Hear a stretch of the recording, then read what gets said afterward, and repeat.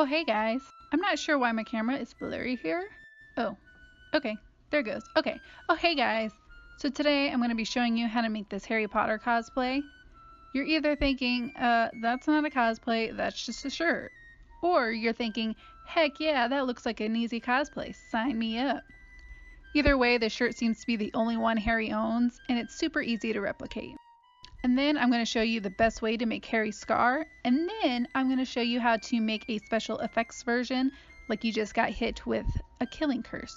Every product I mentioned in this video can be found in the cosplay supply link in the description below.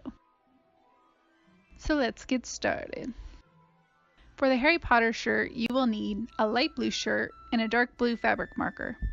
If you can't find a light blue shirt, then I recommend buying a white t-shirt and some light blue Rit dye. Follow the instructions on the bottle and it should turn out something like this.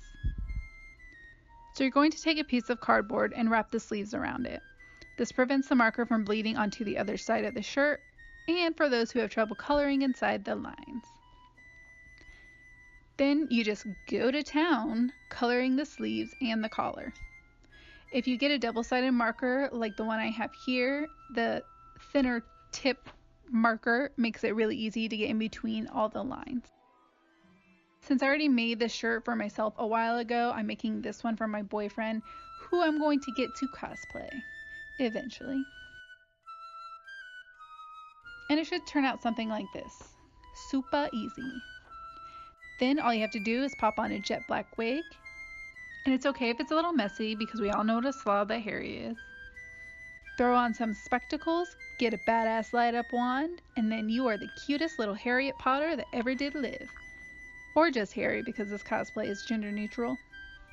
Now let's move on to the makeup.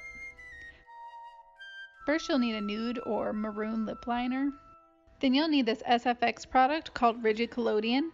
There's a lot of safety hazards you need to know when using this stuff, so make sure you read the links in the description.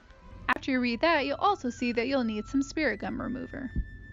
Harry's scar is going to go on the right side of your forehead. All we're going to do is take your natural color lip liner, start at about the middle of the right side of your forehead, then draw down, go back up towards your ear, and then move it back down. Then you're going to check it out, decide you hate it, and redraw it. Again, and again, and again. Until finally you say, screw it, this is good enough. Now you could just leave it like this, but we're not going to do that. Here you're going to take your Rigid Collodion and simply paint the solution over the outlining of your scar. Rigid Collodion is a special effects makeup tool used to give the illusion of a deep scar. You will need, I would say, 3 to 5 layers of this stuff, but make sure you wait until the first layer is dry before moving on to the next layer.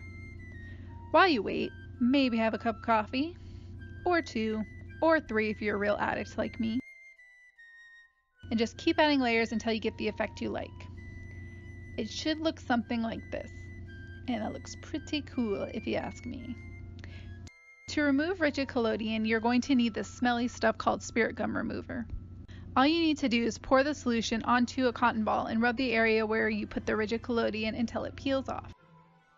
Now I'm going to show you how to make it look like you just got hit with Avada Kedavra.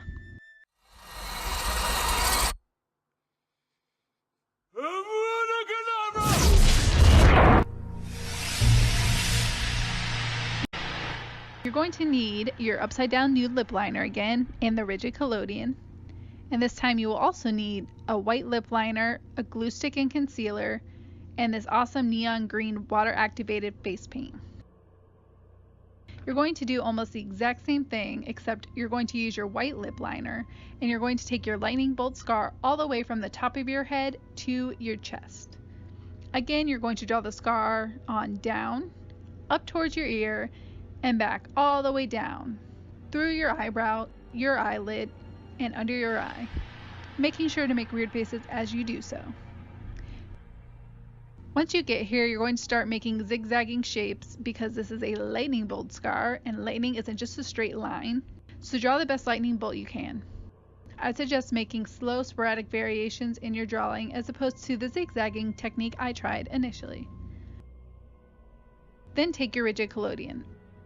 but this time be sure to stay away from your eyeball and your eyebrow.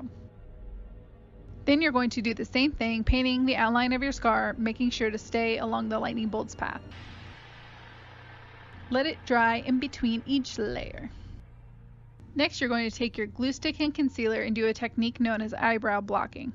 I'll link a video on how to do this in the description, but for a brief rundown, just move the glue stick back and forth over your eyebrow. Let it dry, then put concealer on the part where your lightning bolt will run through, and just repeat that process until your eyebrow disappears.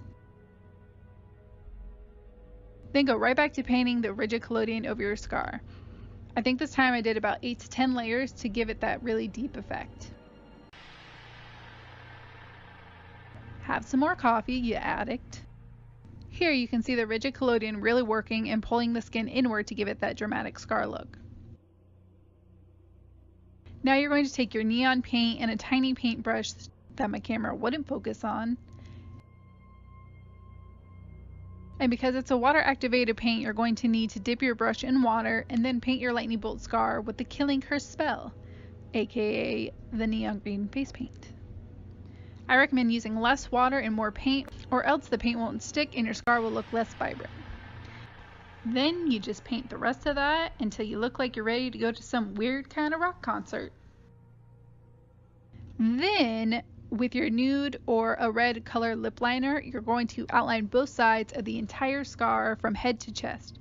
This will make the scar look even more indented and will give it a realistic irritation look. I mean, you did just get hit with the Killing Curse. Once you're done outlining, make sure you don't forget to get the eyebrow and the eyelid as well.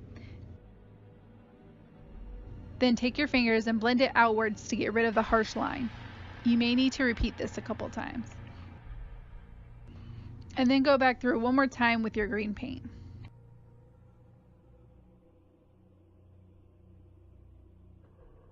And that's it.